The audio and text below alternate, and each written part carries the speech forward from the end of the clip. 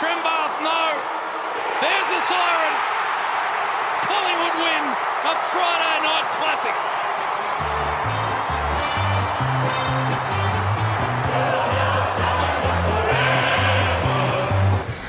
Dude, you can't do that to me, man. It is a Collingwood win. Never in doubt, guys. Never in doubt. This is the round 18 review of Collingwood's 4-point win over North Melbourne, Friday night, Marvel Stadium. It's a 4-point win, 4 wins in a row, and my heart rate is 4 beats per minute away from heart attack territory. I can't do this shit anymore, man. These close wins, these close games, losses, draws. I'd have to check all these close games, 6 points or less, 12 points or less. Surely Collingwood's at the front or leading the amount of games with close games this year, or whatever. Yeah, it's not fun anymore. It's not. It's good to win. That's fun. It's just not fun for the ticker. There's no way I'm going to reach retirement age at this rate. Not even close. Uh, Collingwood, unbelievably, 4 wins in a row. I had to watch the last half of the final quarter after the game ended, so I didn't join any fan cams last night. Usually I do it to just talk out my thoughts and be more stable and whatnot. Watching the last half, I probably should have watched the full replay or the full final quarter, let alone the last 5 minutes of that third quarter. My God. So watching the final half of the final quarter last night, the KO Mini this morning, I still don't know how to put into thoughts and words and how to describe my thoughts and feelings and whatever for this game. Just it's good to be 4 wins in a row, but there's a lot of work to do. There's a lot of areas that were exploited. I'm not going to talk about the umpiring. If I speak, I'm in trouble. I'm in big, big trouble. So we'll also lick our wounds. Lockie Schultz with a foot injury. Marvel Stadium. Once again, Collingwood player gets injured.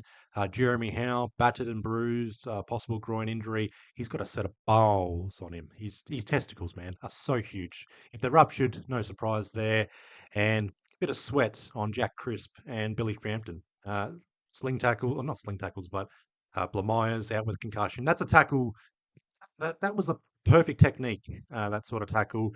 No malice in it. But the Billy Frampton one could be in a bit of strife. If the Billy Frampton tackle occurred on Blamires, then I think, okay, that's trouble right there. But these 2 tackles, and as a Collingwood fan, I probably shouldn't be talking about possible suspension lengths. So I'm still struggling to describe this game, my thoughts and whatnot. But I can praise North Melbourne.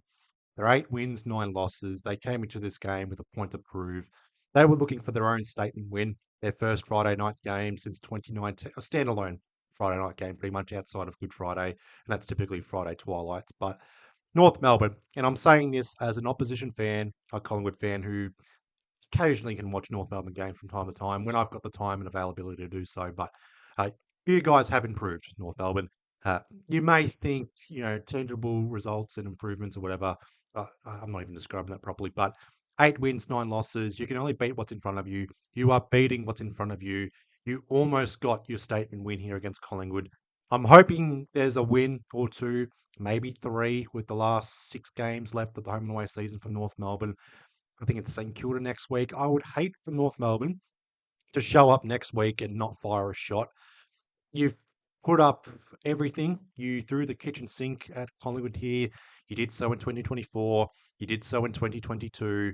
It's another close loss against us. It's unfortunate. I can't give you sympathy for that. There's no words that's going to make it feel better. But in the grand scheme of the 2026 season and the future and beyond improvements, it's there. And I just hate that North Melbourne's able to play their best footy against Collingwood. It's a matter of us allowing North Melbourne to play their best game against us. It's North Melbourne circling or penciling in Collingwood on the calendar, looking for their statement win, looking for their win or whatever they want against us. And now they got it. They will get there eventually. And when it does happen, I'll congratulate them. But I'm also going to congratulate them now. It's a good game, Friday night classic, and North Melbourne. I've said this, not on this channel, but like just with mates, that I think every team should host a Friday night game every year, at least one. And it may suck with ladder positions and whatnot, but so be it. Like, be fair with the fixture. Let everyone have the spotlight. North Melbourne and Collingwood dished up a classic here. There might be times that North Melbourne put up a stinker on a Friday night against another random side. But so be it. So I sit here wishing North Melbourne all the best for the remainder of 2026. Hopefully, a cheeky win or two, preferably against the Bulldogs and Geelong for our sake. But St Kilda, I think it's next week. That's a winnable game. You won't start favourites. That's the thing right there. But I just want North Melbourne to play like they did against us last night and get a win or two to end their season. They're going to be making improvements next year. But trying to describe this game, I still can't describe it. But my preview, I felt like I covered everything in the preview. Certain players that had to stand up, and they did. I was worried about Darcy Cameron in the ruck against Sherry and Trembath, but they pretty much played each other into form in this one, and it seems like a one-off, I reckon. Trembath almost, almost a point of difference, and I sort of thank myself. I'm not going to take all the praise or whatever, but just mentioning Trembath in that sort of positive manner in the preview, had I not done that, I don't think we would have seen that ending. I think Trembath would have taken the mark, kicked the set shot, win the game, and I'd be absolutely distraught. So I'm sort of glad I mentioned Trembath, and if he did take that mark and kick the goal, uh, I'd be sitting here saying, haha, I told you so. But yeah, in regards to the preview and what I was going to expect from North Melbourne, it played out. They played above their ladder position. Their handballing game was unreal. It wasn't perfect, but we just couldn't nullify it. Their pressure after quarter time, it was sustained from quarters 2 to 3, plus 11 for tackles inside 50 for quarters 2 and 3. We somehow win the tackles inside 50 count, 15 to 14, 9 tackles to 0 in that final quarter. Angus Anderson only had, I think, 4 touches, but 5 tackles. I think he was the highest rated fantasy points player in the final quarter as well. We were finally able to make an opposition side pay on centre clearances, and as well as slingshot footy, they kick it behind. 10 seconds later, we've got it inside 50, having a shot on goal. First half was a bit of a shootout, lead changes here and there. Was a 5 point lead at halftime. Tim Membry misses a set shot, doesn't even get a score before halftime, and that was where I was a little bit worried. Membry kicks that set shot at halftime. I'm thinking, all right, we can kick on. And that's the thing with Collingwood as well. We get out to a buffer, 3+ goals or whatever, and we just can't kick on anymore. I say anymore. Like we've got the capability to do so. We got out to a 16-point lead for the majority of that third quarter. It just felt like the tide was turning and we were going to kick on. We kept North Melbourne goalless for basically 40 minutes of gameplay from halfway through the second quarter through to 5 minutes or the last 5 minutes of the third quarter. And then North Melbourne goes bang, bang, bang. It's 3 points at three-quarter time. That final 5 minutes of that third quarter, the most frustrating I've been as a Collingwood fan this year. It's probably the worst 5 minute patch I've seen in quite some time. To concede 3 goals like that, Dan Houston could have gone down the line. It was amazing with Dan Houston as well. Takes the kick out, goes 15 metres to Josh Dacos, cut off by Larky, I think it was, where he should have just gone down the line, just milk the clock sort of thing. And then the last minute of the game where he goes down the line. Now, I'm not going to criticise Dan Houston for going down the line with a minute to go or 30 seconds left. It was the low risk sort of move. It had to be done. Parker should not be taking an intercept mark like that. And we've got 5 Collingwood players behind Parker. Parker plays on, and we're in a bit of strife. And another thing with Collingwood. With a minute to go, Josh Dacos takes that intercept mark or that rebound mark, or whatever, goes wide to Dan Houston. We've got 50 seconds left. We milk the clock 10, 15 seconds. We seem to be the only side where, even though we're winning close games throughout the last 5 years, it's just 7 points up against Hawthorn with a minute to go. We should be winning that game from there. 13 points up against Gold Coast last week. We're 2 minutes to go. We should be winning it comfortably, holding on, being professional about it. Carlton, we were down by 3 goals at three-quarter time. We got out to a 2 goal lead with 5 minutes to go. We should be holding on.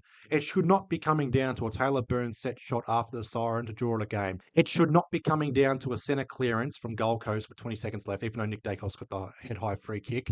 And it shouldn't be coming down to a Colby McKercher high bomb inside 50 for a Trembath set and a drop mark. Or it was a contested sort of mark sort of thing. But Trembath, I thought, had to sit, and I was worried about that. But we should not be in these positions. And it's frustrating. It's good to win, but it's also frustrating equally. But just getting to the team stats here against North Melbourne, plus 12 for disposals, -6 for contested possessions. North Melbourne, just from my eyes, they just wanted it more for the entire game. Hitouts, -10, -5 for clearances, +2 for centre clearances, and it felt like our centre clearances were more impactful compared to North Melbourne's. -7 for stoppage clearances, +22 for tackles. You can never doubt Collingwood's pressure around the ground. I keep saying that every week, but it is what it is. +11 for marks, -3 for marks inside 50. That was a letdown on our end. Sometimes defensively, also our entries inside 50 and just who we're kicking it to as well. Not singling out names, but you know who you are. We won the inside 50 count by one, -0.9% for efficiency inside 50, point of difference. Basically 50-50. I'll round it up, whatever. Goal efficiency 22% to 21%. Pretty even stats for the entire game. From the eyes, it felt like North Melbourne wanted it more. And it's not unfair to say that North Melbourne wasted their chances. It's a missed opportunity for North Melbourne. That's fair enough. They're licking their wounds as well on that. We're both looking our wounds, ours with injuries and possible suspensions. North Melbourne with a loss here and what could have been sort of scenario. Yeah, again, it's relieving for now when you analyze the game and what we're looking ahead to. But just getting to the player stats, Nick Dacos, I keep putting him as the best player or just the first player to mention. He's our best player, obviously, but 28 disposals, kicked a goal in the final quarter, 4 clearances, 4 inside 50s, 8 score involvements. Now, the umpires check the stats now for the Brownlow votes. He may not get Brownlow votes, or he may not get the three for this one, but it's going to be interesting. Based on the eyes, you'd think Nick Dacos best on ground sort of performance. Darcy Cameron also played well. Josh Dacos, thankfully, has turned his form around. Something for other players to learn from. Josh Dacos with 33 disposals, 10 marks, 6 tackles, 6 inside 50, 6 score involvements. Darcy Cameron, 27 hitouts, 26 disposals, 10 clearances, kicked a goal and 8 score involvements. Dan McStay, 3 goals, 12 disposals, 6 score involvements, 5 tackles. I only took 1 mark, but it was a damn good mark in that third quarter. That final 5 minutes of the third quarter, one good play was that Dan McStay mark over Comben, kicks the goal from the centre clearance as well. But besides that, one of the shittest 5 minutes I've seen from Collingwood this year.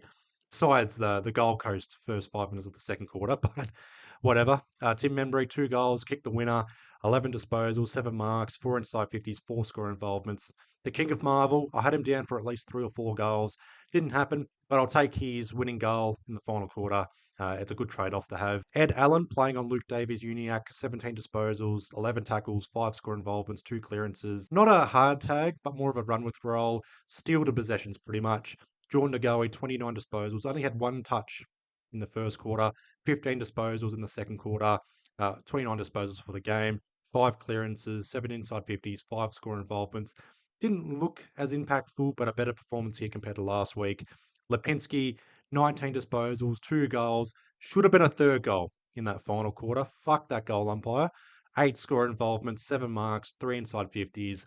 Side bottom, I said this with Harvey Harrison, proven me wrong. Side bottom, I wouldn't say had proven me wrong again, but 20 disposals, 4 tackles, 3 score involvements, 3 inside 50s. But I have to give respect where respect is due. So side bottom, game 369, stood up in the final quarter. We needed his wisdom and his experience, and yeah, go from there. Jeremy Howe, experienced yet again, 22 disposals, 6 marks, 6 intercepts, 4 rebound 50s.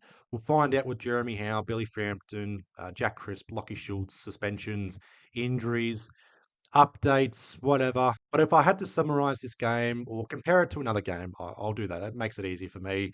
This felt like our close win over Gold Coast in 2022. Bit of an 8 point game there. Gold Coast were on the up. North Melbourne here are on the up. Two different Collingwood sides, I know. But in the final quarter, you had to sort of accept the fact or just go, right, all good things come to an end. We're on a 3 game winning streak here. I'm not too sure how many wins we were on at the time when we took on Gold Coast, but something had to give in that final quarter. And somehow, some way, we stood up. We get the win in the end. It's not perfect. We've got an injury to worry about, licking our wounds, a lot of areas of improvement. But with these wins, right, you can build off this and push on. Bo McCreary, out of form, solid performances, nothing outstanding, but build off that of certain moments and then push on. Hopefully the form turns around. We've got some selection speculations. We've got to fix the forward line. Lockie Schultz out. You could just tell our forward line was a mess with Lockie Schultz going down, and you shouldn't be doing that with one player out. We'll find out the mix with Nick Dacos, Jordan Ngoe, swapping between the midfield and forward line. But against Carlton, we have to be on our best behaviour, our best game as well. Otherwise, yeah, if Carlton beat us next week, God help us all. But I'll wrap up this video here. Leave your comments down below, your thoughts on this game. Yeah, your positives, your negatives, player performances, whatever. Leave it all in the comment section below. Give the video a like, share it around, subscribe if you're not already. The road to 1,000 subscribers is on. Follow me on Instagram. The road to 200 followers is on. Yeah, all things Collingwood related. Leave your comments down below. Besides all of that, I'll leave you guys all to it. I hope you guys have a good weekend. Please be well, please be safe, and I'll see you guys either Sunday nights or Monday for the next upload. I'll have a few uploads, or 1 or 2 uploads before the preview to Carlton. Up the pies.